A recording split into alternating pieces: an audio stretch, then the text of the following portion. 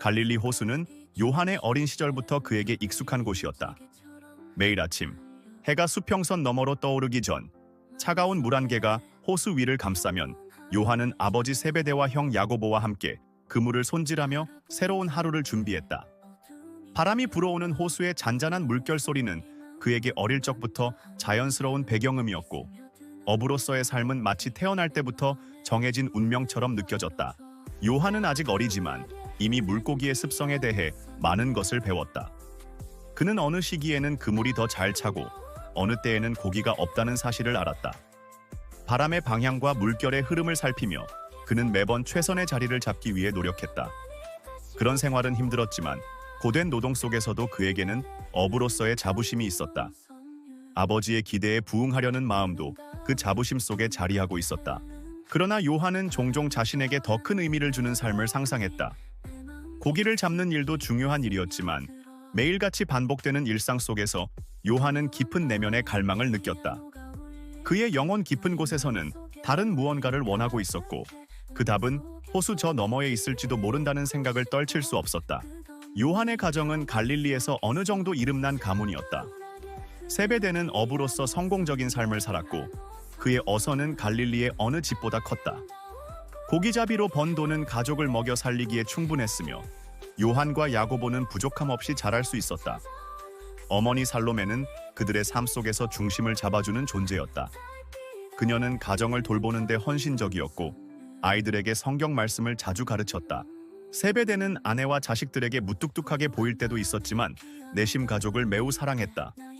그는 아들들이 훗날 자신의 뒤를 이어 훌륭한 어부가 되길 바랐다. 그러나 요한은 아버지의 기대와 자신의 내면 사이에서 혼란을 겪었다. 그는 어부로서의 삶을 거부하고 싶은 마음은 없었지만 그 안에서 자신이 찾고자 하는 더 큰 목적이 있는지 고민했다. 세베대는 갈릴리의 일상 속에서 주변 사람들과의 교류도 잦았다. 가끔은 나사렛에서 온 사람들과 거래할 때도 있었고 그곳에서 들려오는 예언자들의 이야기도 종종 들렸다. 아버지와 그 친구들은 새로운 예언자에 대한 이야기를 나누었고 그들은 종종 다가오는 구원자에 대한 기대를 속삭였다. 그 중에는 메시아의 도래에 대한 소식도 있었다. 형 야고보는 요한과 때려야 뗄 수 없는 관계였다. 형은 언제나 든든한 존재였고 요한이 어려운 순간에도 곁에 있어 주었다. 두 형제는 늘 함께 다니며 서로에게 힘이 되었다.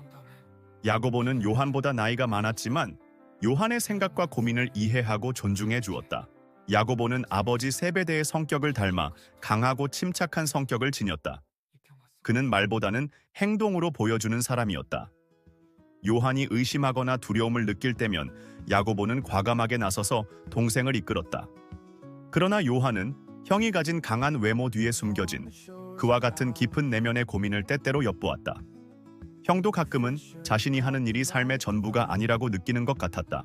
둘은 종종 바다 위에서 긴 시간을 보냈다. 별이 가득한 밤하늘 아래에서 그들은 물결 소리만 들리던 고요한 시간을 함께 나누며 꿈과 불안에 대해 이야기했다. 야고보는 가끔 더 나은 세상에 대한 이야기를 했다.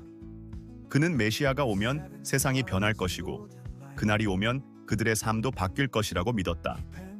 요한은 형의 확신 속에서 작은 희망을 보았다. 언젠가 자신이 찾고 있는 답이 그 안에 있을지도 모른다는 생각이었다. 요한의 마을에서는 최근 들어 나사렛 사람에 대한 이야기가 퍼지고 있었다.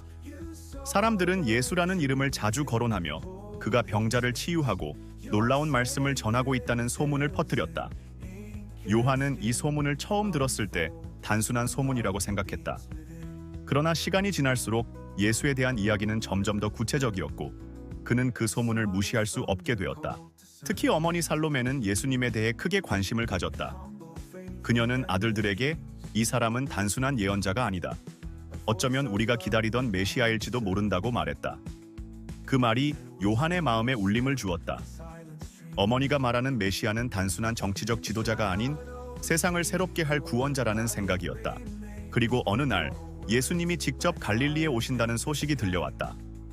요한은 그때부터 예수님을 만나고 싶다는 강렬한 열망을 느끼기 시작했다. 호수 저편에서 퍼져 나오는 소문은 그의 마음을 흔들었고 형 야고보와 함께 그를 따라가야 할 운명처럼 느껴졌다. 메시아를 만나는 그날이 가까워지고 있음을 직감하면서 요한은 인생이 다시는 예전처럼 되지 않을 것임을 알 수 있었다. 그는 그날이 오기만을 기다리며 자신을 부르시는 하나님의 음성에 귀를 기울였다. 요한이 처음 예수님을 만난 것은 그날 아침 갈릴리 호숫가에서였다. 수면 위로 아침 햇살이 부드럽게 내려앉고 물 한 개가 호수를 감싸고 있을 때 요한은 평소처럼 그물을 던질 준비를 하고 있었다. 아버지 세베대는 무거운 그물을 들어 올리며 아들에게 오늘의 작업을 지시했다. 그 순간 요한은 호수 너머로 사람들이 모여 있는 것을 보았다. 평소와는 다른 활기가 호숫가를 가득 채우고 있었고 그 중심에 한 사람이 서 있었다. 그는 나사렛에서 온 예수님이었다. 어머니 살로메를 통해 자주 들었던 그 이름, 그리고 갈릴리 전체에 퍼진 그분의 행적에 대한 소문이 현실로 다가오는 순간이었다. 요한은 순간적으로 그 자리에 멈춰 서서 예수님을 바라보았다. 그분은 놀라울 정도로 평범한 옷을 입고 있었지만 그 안에서 눈에 띄는 것은 그의 눈빛이었다. 그의 눈은 단순한 인간의 시선을 넘어서는 깊이를 가지고 있었다. 요한은 그 눈빛에 이끌려 가까이 다가갔다. 예수님께서는 주변에 모인 사람들에게 천국의 복음을 전하고 계셨다. 그분의 목소리는 부드러웠지만 강력했고 그의 말 한마디 한마디가 사람들의 마음을 움직이는 듯했다. 요한도 그 순간 가슴속 깊은 곳에서 뜨거운 무언가가 솟구치는 것을 느꼈다. 그가 오랫동안 갈망하던 답을 찾은 듯한 느낌이었다. 메시아. 요한은 속으로 속삭였다. 그날은 평소와 다를 바 없이 그물을 던지고 있던 날이었지만 요한의 마음은 더 이상 물고기에 있지 않았다. 그의 눈과 마음은 예수님에게서 떨어지지 않았다. 야고보와 함께 예수님께 다가가자 예수님께서 두 형제를 바라보셨다. 그 순간 요한의 가슴이 뛰기 시작했다. 그분의 시선은 마치 요한의 내면을 꿰뚫어 보는 듯했다. 예수님께서는 짧지만 강력한 한마디를 하셨다. 나를 따르라. 내가 너희를 사람을 낚는 어부가 되게 하리라. 그 순간 요한의 마음속에 확신이 찾아왔다. 이것이 바로 그가 오랫동안 찾던 것이었다. 그는 자신이 세상의 어두운 바다에서 새로운 사명을 받았음을 깨달았다. 그물은 더 이상 물고기를 위한 것이 아니라 하나님의 사람들을 위한 것이 될 것이었다.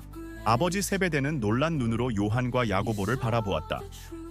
지금 어디로 가는 것이냐? 아버지는 당황한 듯 물었지만 요한은 그 시점에서 더 이상 물러설 수 없다는 것을 알았다. 그들은 그물과 배를 뒤로 하고 예수님을 따랐다. 그의 내면에서는 두려움과 희망이 동시에 솟구쳤다.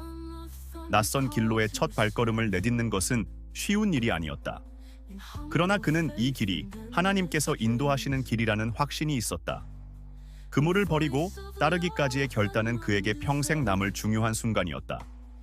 세상의 무게를 짊어지고 있는 듯한 삶에서 벗어나 이제 그는 영적 진리와 사랑을 따르는 길에 서 있었다. 요한과 야고보는 다른 제자들 베드로와 안드레아와 함께 예수님을 따르기 시작했다. 그들은 모두 평범한 어부 출신이었지만 이제는 예수님께서 가르치시는 새로운 진리와 삶의 방식 속에서 제자의 길을 걷게 되었다. 요한에게는 매 순간이 경이로웠다. 예수님과 함께하는 시간은 단순히 교훈을 배우는 것을 넘어 영혼이 새롭게 태어나는 과정이었다. 예수님은 그들에게 단순한 가르침만을 전한 것이 아니었다. 그는 그들의 삶 속에 직접 들어와 그들의 일상과 내면을 변화시키셨다. 요한은 예수님의 말씀 속에서 사랑과 진리의 깊이를 느꼈고 그분과 함께하는 순간순간마다 자신의 신앙이 깊어져 가는 것을 깨달았다. 그러나 제자의 길은 쉬운 길이 아니었다. 요한은 예수님을 따르면서 자신의 내면 깊은 곳에서 일어나는 변화를 맞닥뜨려야 했다. 그는 어릴 적부터 자연스럽게 받아들였던 세상의 가치와 이제 새롭게 배워야 하는 하나님의 나라의 가치 사이에서 갈등했다. 그는 예수님의 가르침 속에서 자신이 그토록 찾던 진리를 발견했지만 때로는 그 진리를 자신의 삶에 적용하는 것이 어려웠다. 요한은 또한 다른 제자들과의 관계 속에서도 새로운 도전을 마주해야 했다. 그들은 모두 다른 배경과 성격을 가지고 있었지만 예수님의 가르침 속에서 하나로 묶여야 했다.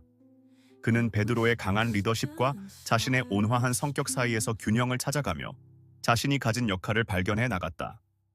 어느 날 요한은 예수님을 처음 만난 후 그분의 제자로서의 여정을 걷고 있는 자신을 돌아보며 마음속에서 확신과 의심이 교차하는 순간을 맞이했다. 그때 나다넬이라는 사람이 예수님을 찾아왔다는 소식을 들었다. 나다넬은 그가 메시아라고 믿기 어려워했다. 그는 나사렛에서 좋은 것이 나올 수 있겠느냐고 의문을 제기했다. 요한은 그때 나다넬의 의심을 보면서 자신 또한 예수님을 처음 만났을 때의 순간을 떠올렸다. 예수님의 눈빛과 그분의 말씀은 모든 의심을 녹여버렸지만 자신도 처음에는 의구심이 있었음을 인정했다. 나다넬에게 있어서도 그 순간은 중요한 시험이었다. 요한은 예수님께서 나다넬을 부르시는 모습을 보며 그의 믿음이 의심을 극복할 수 있을지 궁금해했다. 예수님께서는 나다넬을 만나셨고 그의 의심을 간파하셨다. 네가 무화과나무 아래에 있을 때 내가 너를 보았노라.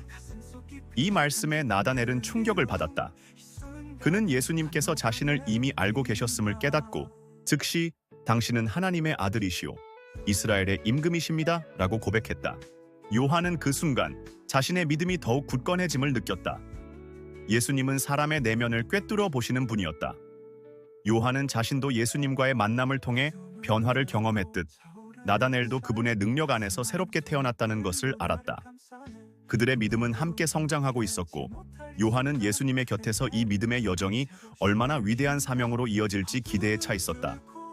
요한은 이제 단순한 어부에서 벗어나 하나님의 진리를 따르는 제자로서의 삶을 살아가고 있었다.